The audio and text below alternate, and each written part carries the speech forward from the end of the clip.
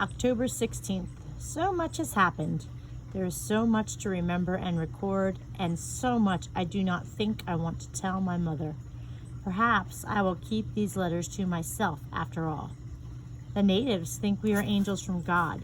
They swim out to us, wave, throw themselves in the sand, and hold their hands and faces to the sky, and sing and call to us. The crew loves it, and no one loves it better than Columbus. He lifts his open palm to them like a priest at Mass. I sometimes wonder if he doesn't believe those natives himself just a little bit. They come right out to the ship in swift dugouts that sit 40 men, and sometimes, as they approach, use the dugout tips. But in minutes, they right it and begin bailing it all out with hollow gourds. All day long, the Indians row out to see us, bringing gifts of cotton thread, shell-tipped spears, and even brightly colored parrots that sit on our shoulders and cry out in human voices. For their trouble, we give them more worthless beads, bells, and tastes of honey, which they marvel at. The 6 native men Columbus has taken aboard are not very happy. One by one they are escaping, which I cannot help but say I am happy for. One jumped overboard and swam away, and another jumped overboard when a dugout came up alongside us in the darkness.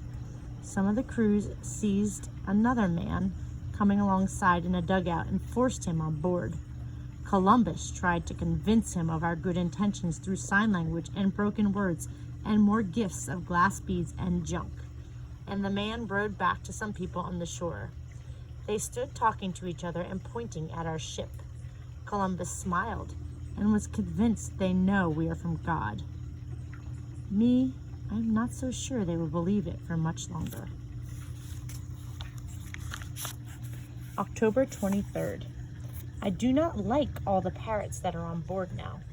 Even Diego has taken a liking to one that sits on his shoulder all day and calls out the name of the Spanish ports. Unfortunately, this is the only parrot that does not try to bite my ear as I pass. Our days are spent exploring the coast at San Salvador and the nearby islands. Every time we set foot on new land, Columbus drives his staff into sand and names the place. He is like Adam in the Bible, naming the animals. Actually, there are no animals here, just fish and birds, and some strange serpents.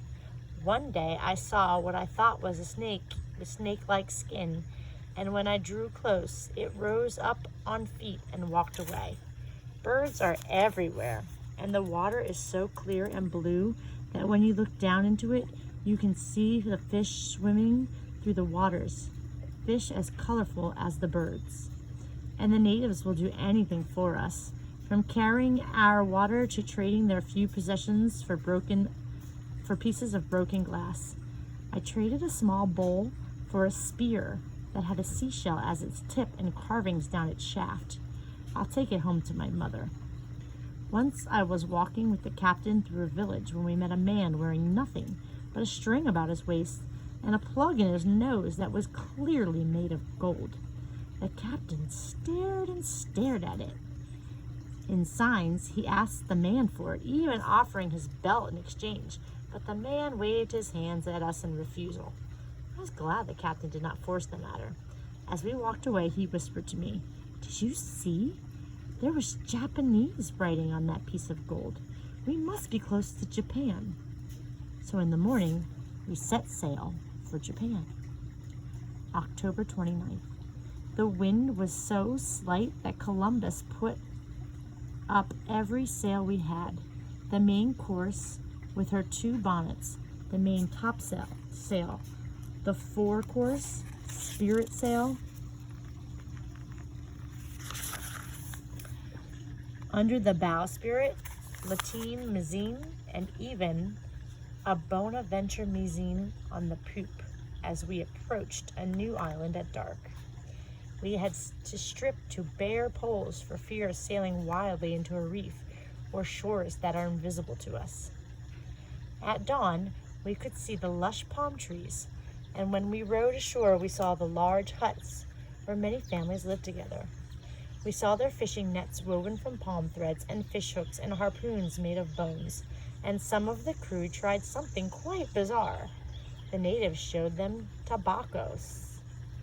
Dry leaves are rolled up and lit with a flame, and then the smoke is inhaled into the nostril. When the natives seemed to really enjoy doing this, it made some of the crew cough and retch. That aside, the crew is quite happy. The Indian girls are very pretty and sport freely with them. At sundown prayers, they gather with us on the beach and add their voices to our Ave Maria, even though they don't know the words. Columbus is charmed when they imitate making the sign of the cross. He is sure they will make good subjects for the king. But where is this Japan? Where are the splendid cities with marble jetties and stone bridges? Where are the temples and the spices? Where are we? November 6th. While the Santa Maria was beached to have her hull scrubbed, the captain sent an embassy of us led by Rodrigo into the interior of this island. It is difficult for the natives to understand us and for us to know if they are hearing us correctly. When they were asked about gold and the Emperor of China, they pointed inland and offered to lead us there. It was a long, difficult trek through dense jungle and cover. Instead of a city of pavilions and temples, we were taken to a village where there were many friendly people and about 50 large palm huts.